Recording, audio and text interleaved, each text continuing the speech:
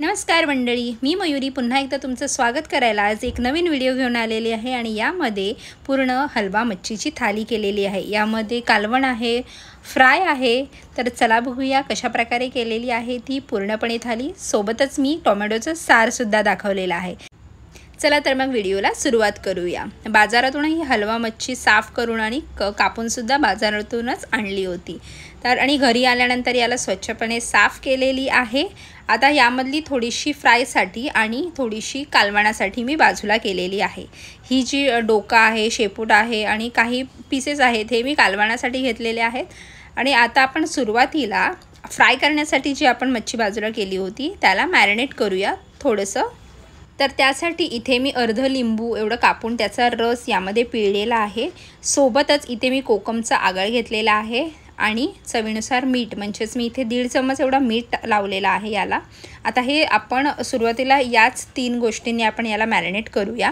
चांगलं ढवळून घेऊया, मिक्स करून घेऊया। लिंबू, मीठ आणि हे आगळ चांगल्या मच्छीला लागेल अशा प्रकारे लावून ठेवूया। मसाले जे आहेत हे आपण नंतर लावूया, सुरुवातीला हेच लावून आपण बाजूला ठेवूया आणि बाकीचं जे कालवण आणि सार आहे त्याची प्रोसेस करून घेऊया, म्हणजे हे याला आंबट चांगलं लागेल।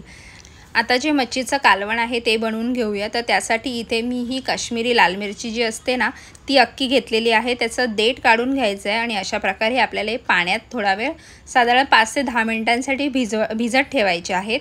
इथे मी 4 या मिरच्या घेतलेल्या आहेत। सोबतच तिखटासाठी मी घरच्या ज्या मिरच्या आहेत सुकवलेल्या त्या घेतलेल्या आहेत। ह्या थोड्या तिखट आहेत आणि त्या कमी तिखट असतात पण कलर खूप छान येतो। तर या 4 आणि त्या 4 अशा मी मिरच्या घेतलेल्या आहेत।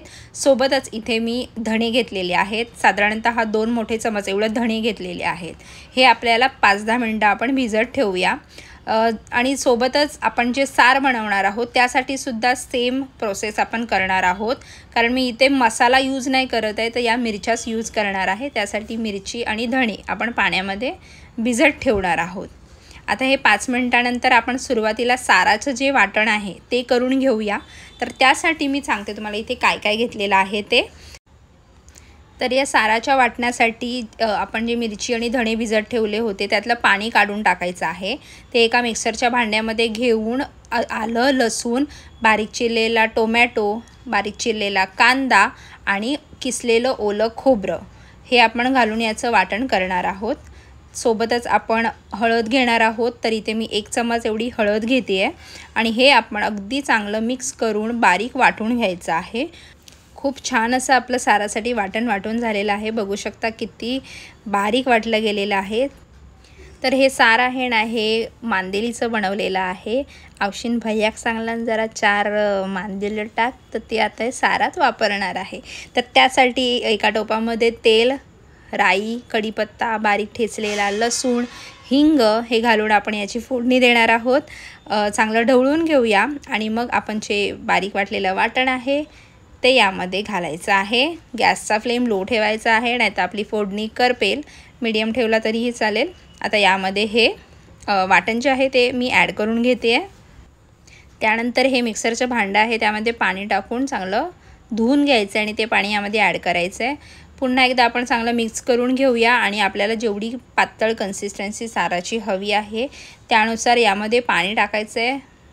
जास्त पातळ नको हवं असेल तर थोडंसं पाणी टाकायचं आहे।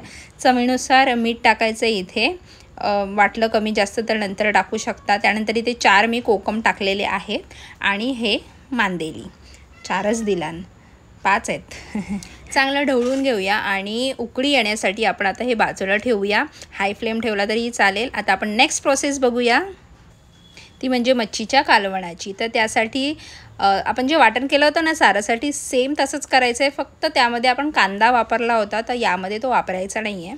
आता इथे तुम्ही बघाल ना धणे कसे वरती तरंगतात आणि या मिरचीच्या बिया आहेत ना त्या खाली बसल्या जातात, त्यामुळे बिया त्या वाटणामध्ये येत नाही आहेत। तर इथे सेम आलं, लसूण, टोमॅटो आणि ओलं खोबरं आणि हळद, फक्त कांदा नाही वापरलेला आहे। कांदा फक्त आपल्याला सारामध्येच वापरायचा आहे। तर हे सुद्धा वाटण अशाच प्रकारे बारीक वाटून घेऊया। पाणी घालून थोडंसं वाटायचं आहे, म्हणजे चांगल्या प्रकारे ते वाटलं जातं। वाटण तयार झाल्यानंतर आपण याला फोडणी देऊन घेऊया। तर इथे एका टोपामध्ये आपण तेल, बारीक ठेचलेली लसूण आणि हिंग हे घालून आपली फोडणी तयार करायची आहे। फ्लेम लोच ठेवायचा आहे, नाहीतर करपेल। थोडीशी लसूण करपली तरी मस्त लागते।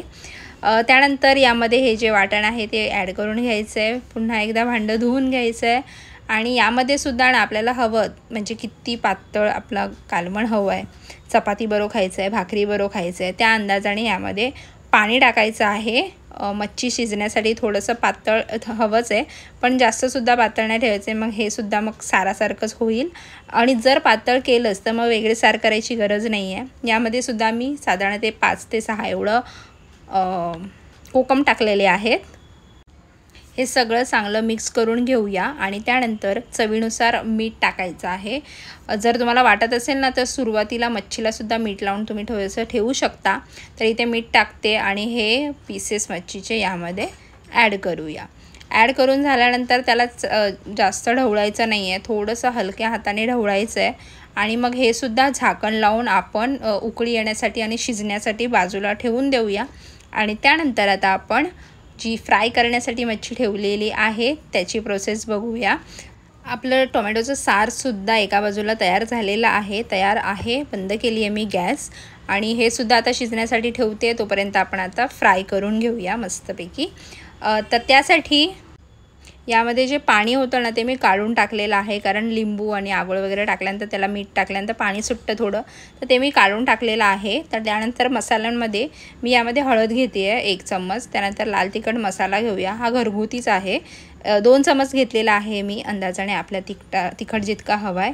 धणे पावडर घेतलेली आहे 1 चम्मच आणि त्यानंतर 1 चम्मच एवढी आलं लसूणची पेस्ट घेतलेली आहे। आता हे सगळं आपण चांगलं मिक्स करून घेऊया। जर तुम्हाला वाटत असेल तर तुम्ही अजून 10-15 मिनटं मॅरिनेशनसाठी ठेवू शकता किंवा मग हे असं सुद्धा फ्राय करू शकता, पण चांगली मसाला जो आहे तो चांगला लावून घ्यायचा आहे, प्रत्येक मच्छी हातात घेऊन, प्रत्येक पीस हातात घेऊन।